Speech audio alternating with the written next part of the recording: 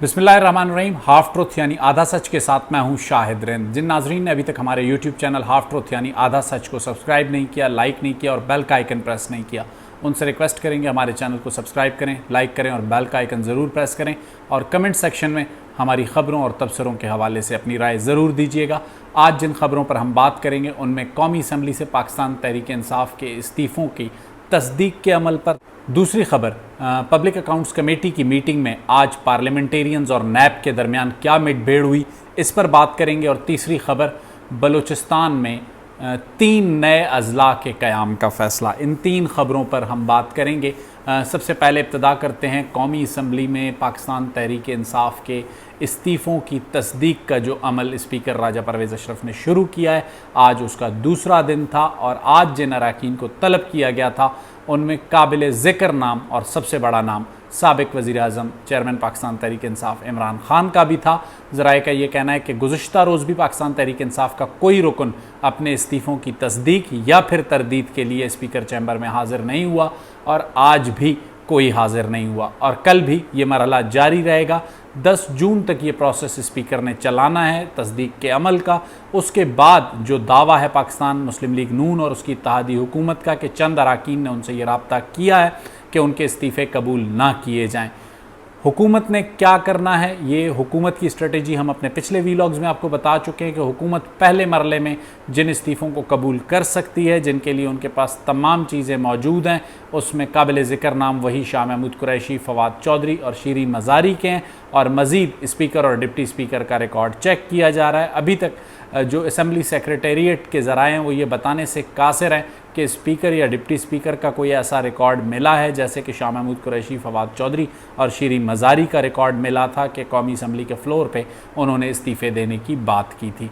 तो ये है सूरत हाल इस्तीफ़ों की तस्दीक के अमल पर। और पाकिस्तान तहरीक इंसाफ के चेयरमैन इस वक्त गो स्लो की पॉलिसी पर हैं। उन्होंने अपने जो आज़ादी मार्च 2 कह लें या लॉन्ग मार्च 2 कह लें, उसको फ़िलहाल तात्तुल का शिकार किया। ज़राए का ये कहना है कि पाकिस्तान तहरीक इंसाफ के अंदर इस्तीफ़ों के मामले पर बड़ी ले-दे है, लेकिन इसका हतमी नतीजा जो कुछ भी होगा, आज हम अपने हाफ ट्रुथ के नाजरीन को बता रहे हैं कि पिछले धरने में भी इस्तीफ़े कबूल ना होने की एक बहुत बड़ी वजह सरदार अयाज सादिक थे।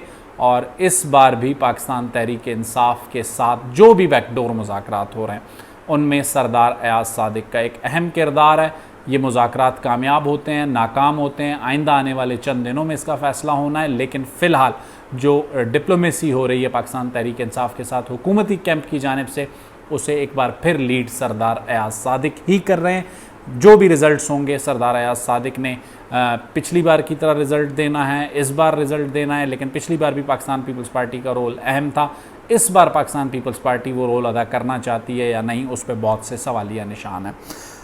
दूसरी खबर, आज धुआंधार पब्लिक अकाउंट्स कमेटी की मीटिंग थी। पब्लिक अकाउंट्स कमेटी की मीटिंग में एजेंडे पर नैब की जो है वो कुछ कारकर्दगी थी और कुछ सवालात नैब से पिछली मीटिंग में गो के पूछे तो साबिक chairman NAB justice retired Javed Iqbal से गए थे। चूँकि अब उनकी मुद्दत पूरी हो गई और वो घर चले गए, तो इसलिए जो मौजूदा कायम मकाम चेयरमैन नैब हैं ज़ाहिर शाह, वो अपने तमाम जो प्रोविंशियल डीजीज़ हैं उनके साथ पब्लिक अकाउंट्स कमेटी के सामने मौजूद थे। और जो सवालात पब्लिक अकाउंट्स कमेटी ने पूछे थे नैब से, उन पर आज उन्होंने वजाहत देनी थी और वो उसकी वजाहत की एक बाकायदा प्रेजेंटेशन तैयार करके पहुँचे थे। लेकिन जो अरकान पार्लियामेंट और पब्लिक अकाउंट्स कमेटी के लोग थे, ख़ासकर chairman public accounts committee Noor Alam Khan और सलीम मांडवी, इन दोनों शख्सियात ने इजलास के दौरान ऐसे लग रहा था कि एक माइंड मेकअप किया हुआ था और वो नैब के हुक्काम से जिस तरह के सवालात कर रहे थे, माजी में भी ख़ासकर सलीम मांडवी वाला रिकॉर्ड पर है, उन्होंने नैब पर बड़े शिकवे शिकायतें और उन्हीं शिकवे शिकायतों को वो आज भी करते हुए नज़र आए। लेकिन ज़बरदस्त टाकरा उस वक्त हुआ जब नूर आलम ख़ान ने नैब के अफसरान से ये सवाल पूछा कि जिस तरह आप हमसे परफॉर्मे भरवाते हैं, हमारे असासे चेक होते हैं, तो आप अपने मुलाजमीन के असासे चेक करते हैं। और इस पर बड़ी ले-दे हुई और जो चेयरमैन पब्लिक अकाउंट्स कमेटी हैं नूर आलम ख़ान, उन्होंने नैब को 1 महीने का वक्त देकर उनसे गोशवारे भरवाने का कहा है। जी हाँ, असासे उनके, उनकी फैमिलीज़ के, उनके ज़ेर इस्तेमाल गाड़ियाँ कितनी हैं, नैब उनको क्या पर्क्स एंड प्रिविलेजेस दे रहा है, उनका तर्ज ज़िंदगी नैब में अपॉइंट होने से पहले क्या था, अब क्या है, ये सारी चीज़ें जब उन्होंने मांगने की बात की नैब से, और साथ में उन्होंने जो जुमले कहे, उन्होंने कहा एहतसाब सबका होगा, हमारा एहतसाब होगा, हम जवाब देने को तैयार हैं, आपको भी जवाब देना पड़ेगा। इस दौरान शिबली फराज ने एक कोशिश ज़रूर की कि नूर आलम ख़ान के ख़िलाफ़ जो इंक्वायरी हो रही है पेशावर में किसी एक केस की, उसका हवाला देते हुए उन्होंने कुछ अखलाकियात की गुफ्तगू की कि नूर आलम ख़ान या तो जब तक नैब के साथ उनका मामला है उस वक्त तक चेयरमैनशिप ना करें पब्लिक अकाउंट्स कमेटी, या फिर इस्तीफ़ा दें। नूर आलम ख़ान ने उस पर कोई वाज़ेह जवाब नहीं दिया। शिबली फराज ने नैब के नए कानून पर भी नैब हुकाम से सवाल पूछा और उनसे ये पूछा कि ये जो नया कानून हुकूमत बनाने जा रही है, इससे नैब मजबूत होगी या कमज़ोर होगी। जिस चेयरमैन नैब, जो कायम मकाम चेयरमैन नैब ज़ाहिर शाह हैं, उन्होंने वाज़े तौर पर कहा कि कानून बनाना पार्लियामेंट का काम है, पार्लियामान की ज़िम्मेदारी है, और किसी कानून को नैब चैलेंज नहीं कर सकती जिसे पार्लियामान ने बनाया हो। जिस पर नूर आलम ख़ान ने भी उनको यही कहा, जो चेयरमैन है पब्लिक अकाउंट्स कमेटी के, कि अगर कानून से कोई मसला पाकिस्तान तहरीक इंसाफ को या शिबली फराज को है तो इस मामले को पार्लियामेंट ले जाएँ।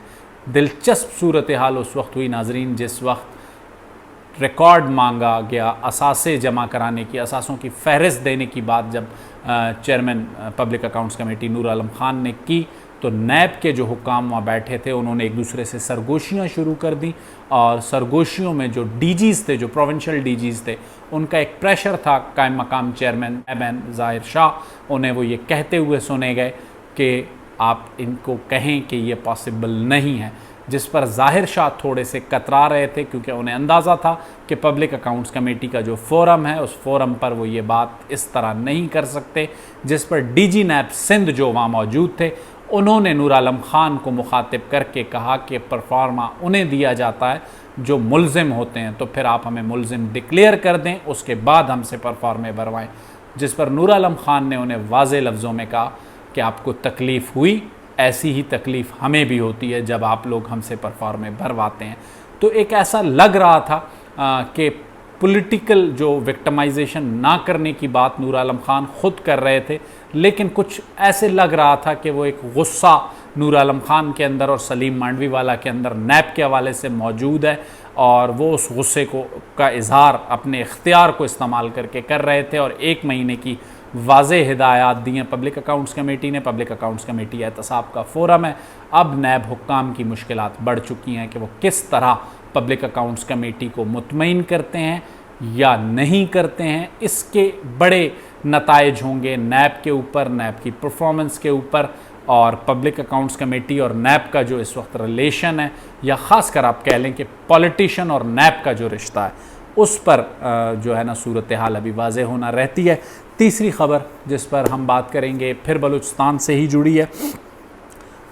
बलूचिस्तान की काबीना ने एक बार फिर बलूचिस्तान में 3 नए अज़ला के बनाने का फ़ैसला किया है। उस्तामामद को ज़िला बनाया जा रहा है, इसके अलावा पश्तून बेल्ट में एक ज़िला बन रहा है, और बलूचिस्तान के ज़िला लसबेला हब को भी ज़िला बनाने की बात की गई है। अब इस मामले पर गुफ्तगू की वजूहात ये हैं कि ज़िले बनाना बहुत खुशाइंद काम होगा, आवाम को जो है ना बहुत अच्छे जो है ना सर्विसेज दी जा सकती हैं ज़िले बनाने से। लोगों का जो डिस्टेंस है ट्रैवलिंग का ज़िलों के हेडक्वार्टर को, तहसील के हेडक्वार्टर को, वो कम हो सकता है। लेकिन सवाल ये है कि ये ज़िले इस वक्त क्यों बनाए जा रहे हैं। मेरी मालूमात के मुताबिक इस ज़िले का बनना इस वक्त एक पॉलिटिकल फ़ैसला है, और इस पॉलिटिकल फ़ैसले को एक पॉलिटिकल ज़िद में किया गया है और किया जा रहा है। जब जाम कमाल की हुकूमत ख़त्म हुई, उनसे इस्तीफ़ा लिया गया, तो उसके बाद पहला अटैम्प्ट हुआ हब ज़िला बनाने का, और उसे किसी तरीके से जाम कमाल रोकने में कामयाब हुए और मामले को अदालत में भी ले गए। लेकिन हालिया जो अदम एतमाद कुद्दूस बिज़ंजो के ख़िलाफ़ आई, उस अदम एतमाद के बाद जाम कमाल के ख़िलाफ़ एक और अटैम्प्ट किया गया कुद्दूस बिज़ंजो गवर्नमेंट की जानिब से, और सीधा सीधा ये जो है एक इस वक्त पॉलिटिकल पॉइंट स्कोरिंग और पर्सनल पॉइंट स्कोरिंग हो रही है। लेकिन एक चीज़ जहन में रखिएगा कि बलूचिस्तान में क्या ज़िले अवामी ज़रूरत के लिए बनते हैं, या माजी में जितने बनते आए हैं वो अवामी ज़रूरत के लिए बने हैं। मैं इस बात से इत्तफ़ाक़ नहीं करता, कोई इत्तफ़ाक़ करे या इख्तलाफ करे। बलूचिस्तान में ज़िले सिर्फ़ और सिर्फ अब तक जितने बनाए जाते रहे वो सियासी फ़वाइद के लिए और अपनी जो शख्सी या कबायली तस्कीन है उसके लिए बनाए गए हैं। इन ज़िलों को अवामी ज़रूरत के लिए कभी डिफ़ाइन नहीं किया गया, डिज़ाइन नहीं किया गया, कभी भी इनकी डिज़ाइनिंग आवाम के लिए नहीं हुई। ये पॉलिटिकल डिज़ाइनिंग होती है, ये ट्राइबल डिज़ाइनिंग होती है और अपने कंट्रोल को मज़ीद मजबूत करने की एक कोशिश होती है। तो इस वक्त एक बार फिर 3 ज़िले बनने जा रहे हैं। मेरा ख़्याल है, अगर मैं गलत ना हूँ, तो बलूचिस्तान जो कि रकबे में सबसे बड़ा सूबा है, आने वाले कुछ अरसे में पाकिस्तान का अज़ला के हवाले से भी सबसे बड़ा सूबा बन जाएगा अगर हमारी रफ्तार यही रही। लेकिन सवाल ये है कि वो सूबा जिसके पास NFC अवार्ड के 9.0 के अलावा अपना बजट पैदा करने के लिए रेवेन्यू जनरेशन ना हो, वो अज़ला पर अज़ला बनाए जा रहा है पॉलिटिकल डिसीजंस पर। तो इन अज़ला की जो मेंटेनेंस है, उनको जो ऑपरेशनल कॉस्ट है, ये सारे पैसे पब्लिक एक्सचेकर के जो जाएंगे ये कहाँ से आएंगे? क्योंकि बलूचिस्तान बहैसियत सूबा आज भी अपना 75 से 80% बजट जो फेडरल डिविजिबल पूल से उसे शेयर मिलता है वहाँ से बनाता है। 7th NFC अवार्ड के बाद कुछ इतने पैसे मिलने शुरू हुए हैं कि तनख्वाहें देने को पैसे होते हैं। लेकिन अगर हम अपने अज़ला इसी तरह बनाते गए, NFC अवार्ड के शेयर में इजाफा नहीं हुआ, तो हमें फिर 2006 और 7 का दौर याद आएगा जब बलूचिस्तान 20 से 22 अरब रुपए के ओवरड्राफ्ट तले दबा हुआ था। उस ज़माने के सेक्रेटरी फ़ाइनेंस महफूज अली ख़ान साहब हर महीने की 15 तारीख़ को इस्लामाबाद जाते थे और कोई 25-28 को वापस आते थे, तो हुकूमत बलूचिस्तान अपने मुलाजमीन को तनख्वाहें देती थी। अज़ला हुकूमत ज़रूर बनाए, लेकिन उन ज़िलों को बनाने के लिए हुकूमत के पास जो रेवेन्यू जनरेशन को बढ़ाने का काम है उसको भी साथ साथ करे। इस वक्त चाहे हब को डिस्ट्रिक्ट की ज़रूरत हो भी, लेकिन ये एक पॉलिटिकल फ़ैसला गर्दाना जाएगा। इस पॉलिटिकल फ़ैसले के असरात भी कबायली और पॉलिटिकली होंगे। तो अगर कोई अच्छा काम भी करना है, एक गलत टाइमिंग पर हुकूमत करने जा रही है, तो उसके रिज़ल्ट्स, उसके इम्पैक्ट्स नेगेटिव हो सकते हैं।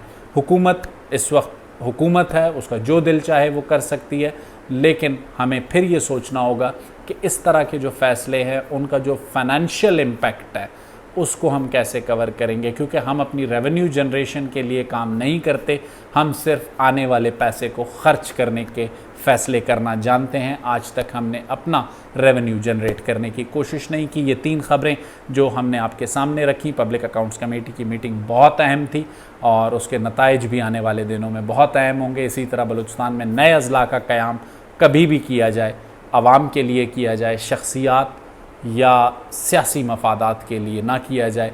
वैसे बलूचिस्तान में आज तक फ़ैसले आवाम को सामने रख कर होते तो ये सूरत हाल ना होती। आज तक हमने हमेशा सियासी और कबायली जो शख्सियात हैं उनको देखकर, उनके मफादात को देखकर फ़ैसले किए हैं, जिसके नताइज हमारे सामने हैं। फ़िलहाल अगले वीलॉग तक मुझे शाहिद रिंद को इजाज़त दीजिए। आपसे एक बार फिर दरख्वास्त करूँगा, हमारे चैनल हाफ ट्रूथ यानी आधा सच को सब्सक्राइब करें, लाइक करें और कमेंट सेक्शन में अपनी राय ज़रूर दें। अल्लाह हाफ़िज़।